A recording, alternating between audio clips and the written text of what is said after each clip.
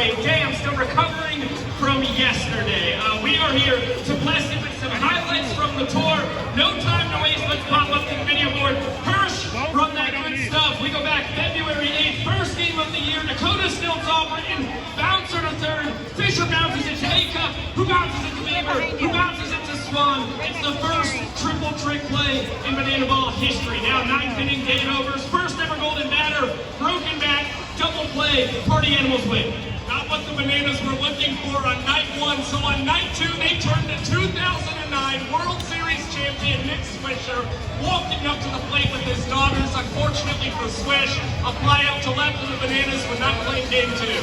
So the Niners turn to John Cena, WWE legend, at least for a little while now, and he shrinks his strike zone, does not fool Vincent Chapman. Struck out looking, scary moment for a second, luckily it ends hunky-dory. Brett Helton had to throw 6 innings in that game, so he was thankful that John Cena did not take him out, and he was fired up about a Party Animal sweep in Tampa Bay, Florida. But as the tour transitioned to Peoria, Arizona on night one, D.R. Meadows was the walk-off hero, snapping the Animals' win streak as the Bananas took 2 out of 3.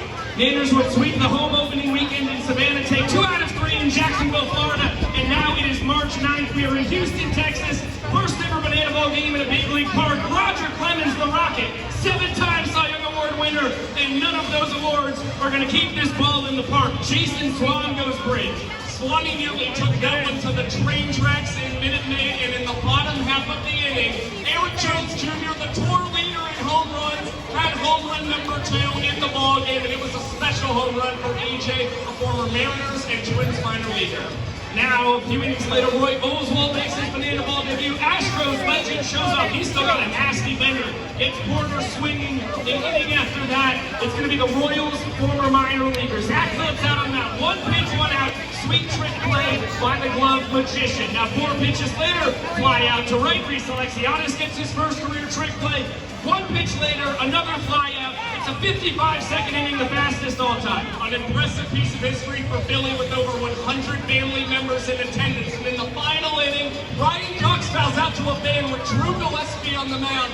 And Drew's brother Michael was the fan who caught the ball. Yeah, unfortunately for Drew and the Party Animals, the Bananas would walk it off on a sprint. Meadows scores. Niners win 5-4. Now we go to LSU. First ever Bananaball games on a college campus. And D.R. Meadows calling Baton Rouge, getting the walk-off, celebrating St. Patty's Day with the kilts. Danny Hosley making sure the Niners take 2 out of 3 with the strikeout to win it. And that would send the tour to Gwinnett County, Georgia, where the Atlanta Braves legend Jeff Van Gore would make his Bananaball debut and square off against Brett Helton. This one popped in the infield. Bryson Bloomer was going for the trick play and took the tumble in the infield grass. Van Gore tried to stretch it into 2 bases, but unfortunately was thrown out, and the Bananas lost 2 of 3 to the Animals. Now we head back to the hostess city of the South. Michael Whitelindeeb, walk-off sack fly in the first inning, and this gives us a chance to bring out 9-year-old Elena on the field, taking her first steps without a walker since she was declared cancer-free less than 2 weeks before this. Big hug with her good friend Deeb. Elena choreographed this dance. We call it the Elena Shuffle. It does not get better than that. It was the most magical moment we've seen on tour this year, but there was still a little magic left. A night later, Dustin Baker skying this into center field, and D.R. Meadows completing the greatest trick play catch in Bananaball history, nailing the backflip and catching the Bananaball barehanded.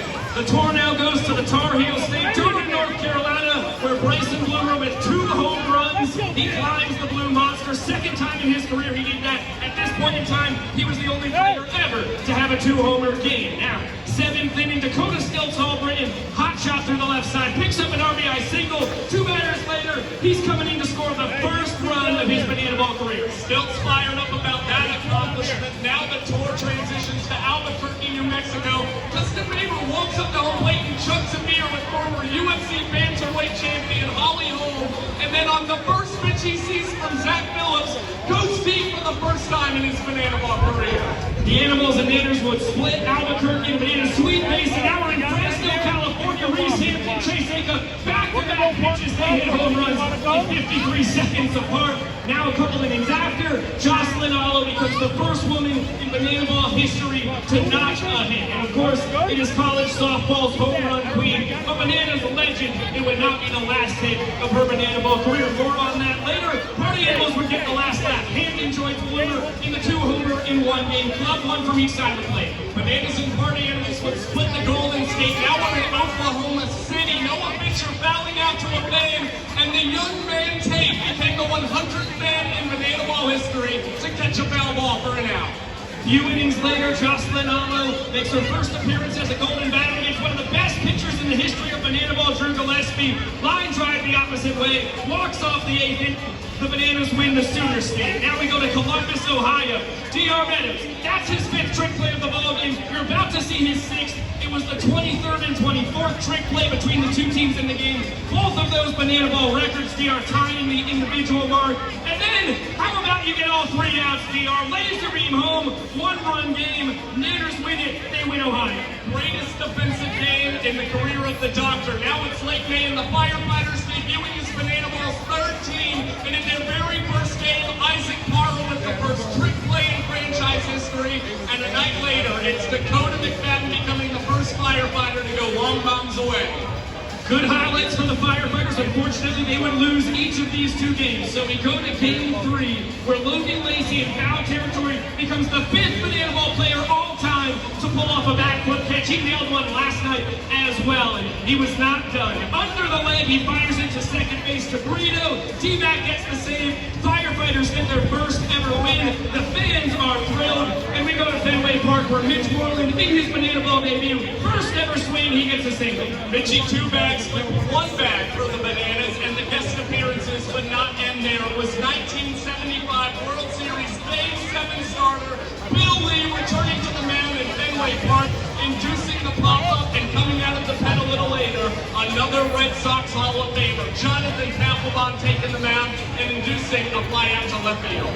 Plenty of cool moments for the Bananas, but it's the Party Animals who dominated this thing from start to finish. They go on to win 4-1. Jake Skoll down to his knees, worms it out as the Party Animals win it in Fenway. Now we go to Indianapolis a week ago. Ashton Lansdale, member of the United States National Women's Baseball Team, makes her Bananaball debut, facing her former FIU buddy over there, Armando Becerra, getting the pop out. And at the same time, in Savannah, Georgia, the Firefighters head coach Val Perez came up to bat and collected the first hit of her Bananaball career, and she wasn't done there. A night later at second base, it's Perez collecting her very first Bananaball trick play.